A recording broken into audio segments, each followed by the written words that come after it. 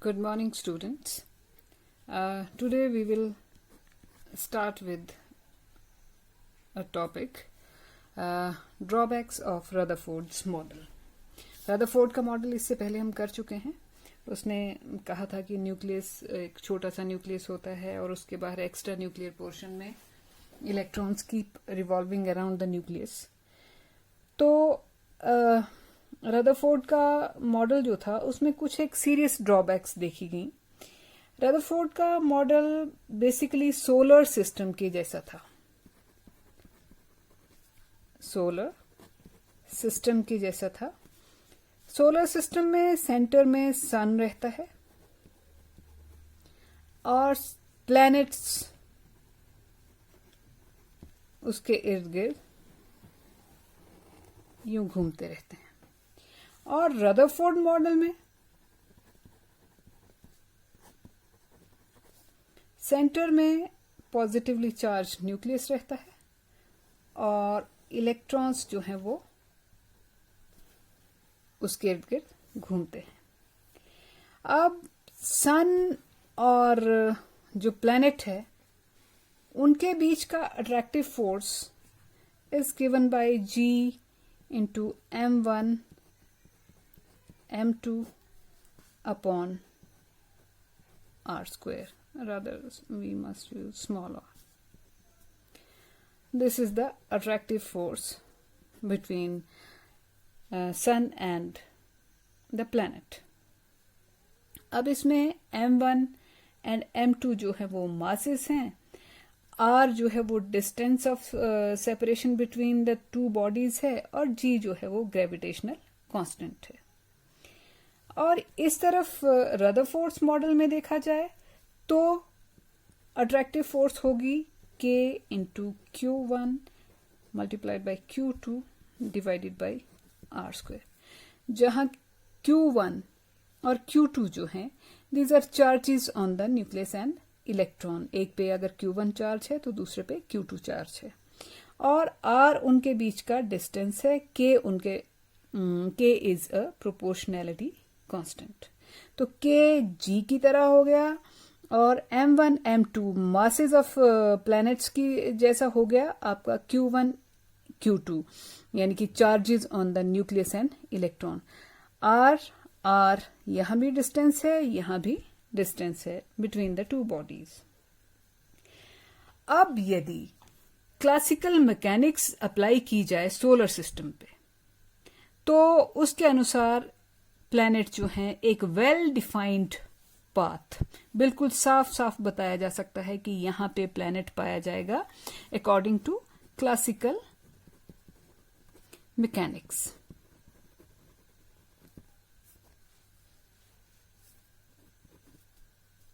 हम ये classical mechanics को अप्लाई करके ये बड़े साफ तौर पे बता सकते हैं कि अगर सन यहां है तो किस प्लैनेट का ऑर्बिट यानी कि गोल गोल घूमने वाला जो रास्ता है वो कहां पे होगा. लेकिन क्लासिकल मैकेनिक्स जो थी वो अगर इस मॉडल पे रदरफोर्ड के एटॉमिक मॉडल पे अप्लाई की जाए, क्यों की जाए? इसलिए की जाए क्योंकि दोनों मॉडल्स इनिशियली देखने में बिल्कुल एक जैसे लगते हैं. तो क्लासिकल मैकेनिक्स अगर इस मॉडल पे अप्लाई की जाए तो यहां भी हम ये कह सकते हैं कि इलेक्ट्रॉन न्यूक्लियस के इर्द गिर्द एक साफ तौर के गोल रास्ते पे जिसका नाम ऑर्बिट है उसमें घूमता होगा, या इलेक्ट्रॉन को न्यूक्लियस के इर्द गिर्द एक साफ साफ गोल से रास्ते में, जिसको हम बता सकें कि इतनी दूरी पे वो गोल रास्ता होगा, उसमें घूमता होना चाहिए. एटम में भी ऐसी व्यवस्था होनी चाहिए जैसी कि प्लैनेटरी सिस्टम में है. पर अगर ऐसा मान लें कि ऐसा होता है तो दिक्कत ये आती है कि जो प्लैनेट्स थे, सन के इर्द गिर्द जो प्लैनेट्स घूमते हैं उनके ऊपर कोई चार्ज नहीं होता और यहां पे न्यूक्लियस के इर्द गिर्द जो इलेक्ट्रॉन घूम रहा है, इलेक्ट्रॉन नेगेटिवली चार्ज्ड है और आपको याद हो तो न्यूक्लियस पॉजिटिवली चार्ज है. यानी कि न्यूक्लियस और इलेक्ट्रॉन बोथ आर चार्ज्ड, और इलेक्ट्रॉन जो है एक सर्कुलर पाथ में, जिसको हम ऑर्बिट कहते हैं, उसमें घूम रहा है. In that case, now let us say this is nucleus and electron is moving in this orbit. Let us imagine. अब क्योंकि इलेक्ट्रॉन जो है एक गोल रास्ते में घूम रहा है, इसका मतलब ये है कि it is being continuously accelerated. Accelerate, किसी बॉडी के एक्सेलरेट होने का मतलब है अगर कोई बॉडी कांस्टेंट स्पीड के साथ नहीं चल रही है, उसकी स्पीड लगातार बदल रही है, तो हम कहेंगे कि इसमें एक्सेलरेशन हो रही है. इलेक्ट्रॉन के, या फिर स्पीड नहीं बदल रही, स्पीड सेम रह रही है, लेकिन डायरेक्शन चेंज हो रही है लगातार. कोई बॉडी मूव कर रही है लेकिन उसकी मूवमेंट की डायरेक्शन लगातार चेंज हो रही है या स्पीड लगातार चेंज हो रही है, तो हम कहेंगे कि इट इज अंडर एक्सेलरेशन. अब इलेक्ट्रॉन के केस में ये ठीक है कि उसकी वेलोसिटी मान लिया सेम रहती है, स्पीड सेम रहती है, तब भी वो लगातार सर्कल में घूम रहा है. सर्कल में घूमने का मतलब है इसकी डायरेक्शन या इस पॉइंट पे ये थी, फिर ये थी, फिर ये थी, means it is continuously changing. So electron is under acceleration while it is revolving around the nucleus. पहली बात समझने की ये है कि क्योंकि इलेक्ट्रॉन सर्कुलर मोशन में है, इसलिए ये लगातार अंडर एक्सेलरेशन है. It is being continuously accelerated. Now यहां से ये चीज समझने के बाद रदरफोर्ड के फेलियर का पहला पॉइंट तैयार होता है. वो ये है कि अगर इलेक्ट्रॉन लगातार, जो कि इलेक्ट्रॉन इज तो इलेक्ट्रॉन जब न्यूक्लियस के इर्द गिर्द घूमते हुए लगातार एक्सेलरेट हो रहा है, according to classical electromagnetic theory of radiations, क्या होगा कि इलेक्ट्रॉन जब ऐसे घूम रहा है और एक्सेलरेट हो रहा है, देन इट, क्योंकि इलेक्ट्रॉन भी चार्ज है और न्यूक्लियस भी चार्ज है और electron is under acceleration continuously, then the electron must continuously emit electromagnetic radiations और सिंपली एनर्जी. मैंने ये कहा कि अगर इलेक्ट्रॉन इस तरह से घूम रहा है तो वो अंडर एक्सेलरेशन है, ये मैं समझा चुकी. तो इस स्थिति में उसको लगातार एनर्जी लूज करेगा. वो एनर्जी लूज करेगा, तो पहली बार उसके पास एनर्जी ज्यादा थी तो वो बड़े सर्कल में घूम रहा था. अब एक सर्कल पूरा करते करते उसने काफी ज्यादा एनर्जी लूज इलेक्ट्रोमैग्नेटिक रेडिएशन के रूप में लूज कर दी होगी एनर्जी. तो अब की बार उसका सर्कल जैसे यहां से स्टार्ट किया यहां तक आया, तो अब वो इस सर्कल में नहीं एंटर करेगा, उसका सर्कल थोड़ा छोटा हो जाएगा क्योंकि उसके पास एनर्जी कम है. और ये अब भी सर्कुलर मोशन में रहेगा, तो सर्कुलर मोशन में ही अब सर्कुलर मोशन में होने के कारण एक्सेलरेशन भी है, तो एक्सेलरेशन के कारण ये लगातार एनर्जी छोड़ेगा इस तरह से, एंड इसका घूमने का दायरा लगातार छोटा होता जाएगा और अल्टीमेटली इलेक्ट्रॉन कहाँ गिर जाएगा? न्यूक्लियस के अंदर, जो कि संभव ही नहीं है.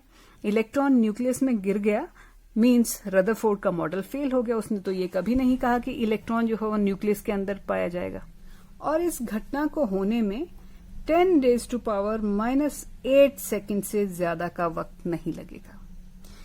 तो ये दिक्कत प्लैनेट्स में क्यों नहीं आई? प्लैनेट्स में इसलिए नहीं आई क्योंकि प्लैनेट्स में जो था वो सन पे भी कोई चार्ज नहीं है और जो प्लैनेट्स हैं उन पे भी कोई चार्ज नहीं है. इसलिए क्लासिकल थ्योरी के अनुसार इस मॉडल में कोई गड़बड़ नहीं है. लेकिन ये जो मॉडल रदरफोर्ड वाला है, इसमें बेसिक फ्लॉ या बेसिक ड्रॉबैक ये बन रही है कि ये जो लगातार एक्सेलरेट हो रहा है अगर इलेक्ट्रॉन न्यूक्लियस के गिर, तो फिर ये न्यूक्लियस में गिर क्यों नहीं रहा है, जो कि होना चाहिए था according to electromagnetic theory of radiation के अनुसार. इसका मतलब हमारा पहला पॉइंट इसका रदरफोर्ड की ड्रॉबैक्स का पहला पॉइंट ये बना that Rutherford could not explain the stability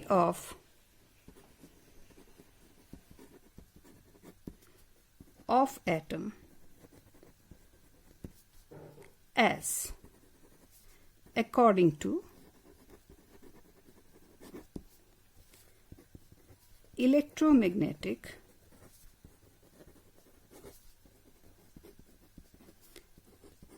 theory of radiation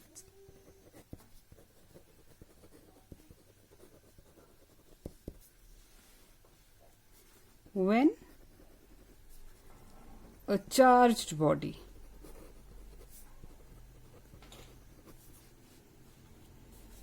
like electron revolves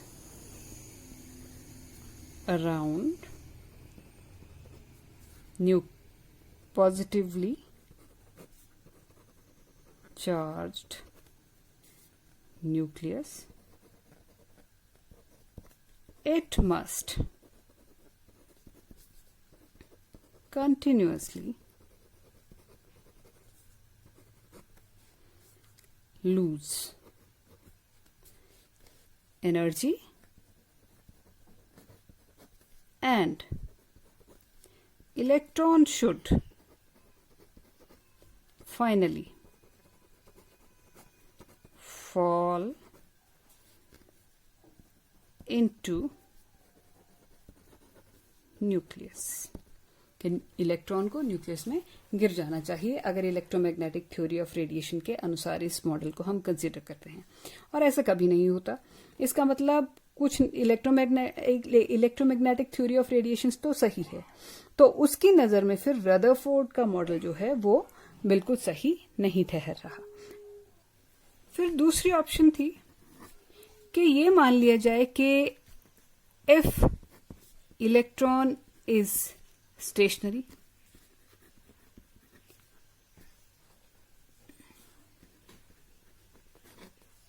then हम ये मान लेते हैं कि इलेक्ट्रॉन जो है न्यूक्लियस के इर्द गिर्द घूम नहीं रहा है, ये स्टेशनरी है। इलेक्ट्रॉन भी स्टेशनरी है, अपनी जगह खड़ा है, और न्यूक्लियस तो खैर स्टेशनरी है। इन दैट केस न्यूक्लियस क्योंकि पॉजिटिवली चार्ज है और इलेक्ट्रॉन क्योंकि नेगेटिवली चार्ज है, तो भी न्यूक्लियस इलेक्ट्रॉन को अपनी तरफ खींचेगा और इलेक्ट्रॉन अल्टीमेटली न्यूक्लियस में गिर जाएगा। वो तो फिर ये होगा कि पॉजिटिव चार्ज के बीच, ऐसे पॉजिटिव चार्ज है एटम के अंदर और उसमें कहीं कहीं बीच बीच में इलेक्ट्रॉन्स जो है वो न्यूक्लियस के अंदर ही अगर गिर जाएंगे तो ऐसी सिचुएशन बनेगी which will be just like Thomson's model. तो इस पॉइंट को हम इस तरह से लिख सकते हैं, if electron is stationary then it will be attracted by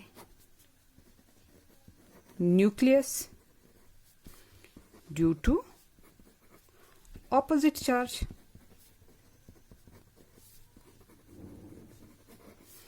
and again it will fall into the nucleus.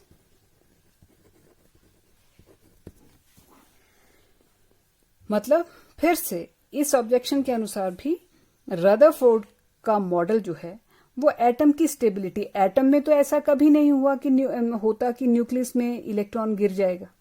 तो रदरफोर्ड के मॉडल का अगर ये पॉइंट चलो हमने ये मान लिया कि सर्कुलर मोशन में दिक्कत आ रही है जी, वो हम इलेक्ट्रोमैग्नेटिक थ्योरी ऑफ रेडिएशंस कह रही है कि इलेक्ट्रॉन जो है वो एनर्जी लूज करते करते स्पाइरल मोशन फॉलो करेगा, न्यूक्लियस के अंदर गिर जाएगा।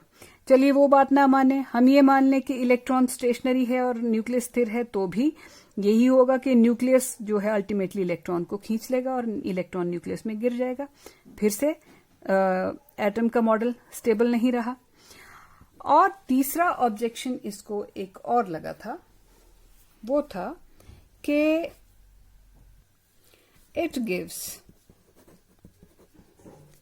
no information about electronic structure of atom. उसका मतलब ये है no detailed information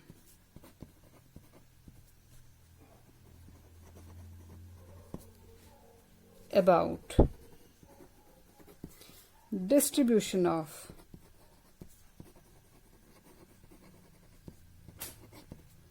electrons is given in this model. के एटम में जब एक से ज्यादा इलेक्ट्रॉन्स होंगे तो एक इलेक्ट्रॉन तो चलिए मान लिया कि यहाँ है, अगर किसी ऑर्बिट में घूमता होगा, अगर ज्यादा इलेक्ट्रॉन होंगे तो क्या वो सारे एक ही ऑर्बिट में घूमेंगे या डिफरेंट ऑर्बिट्स में घूमेंगे, तो कितने किस ऑर्बिट में होंगे और किस तरह से उनकी डिस्ट्रीब्यूशन होगी, ये भी कोई इंफॉर्मेशन नहीं थी। तो रदरफोर्ड को मेनली ये 3 ऑब्जेक्शंस लगे थे और उसके बाद रदरफोर्ड के लिए और ज्यादा दिक्कतें जब आई, इट फेल्ड इन, इसको फेल करवाने के लिए एक dual nature of electromagnetic radiation, dual nature of electromagnetic radiation, जो हम नेक्स्ट लेक्चर में पढ़ेंगे, उसका बहुत बड़ा हाथ था। और दूसरा एक्सपेरिमेंटल रिजल्ट्स एटॉमिक स्पेक्ट्रा के जो थे, एटॉमिक स्पेक्ट्रा स्टडी, वो उसके अनुसार भी रदरफोर्ड के मॉडल में काफी गड़बड़ थी। ये दोनों चीजें अब हम नेक्स्ट लेक्चर्स में पढ़ेंगे। आज रदरफोर्ड का मॉडल का फेलियर ही करेंगे।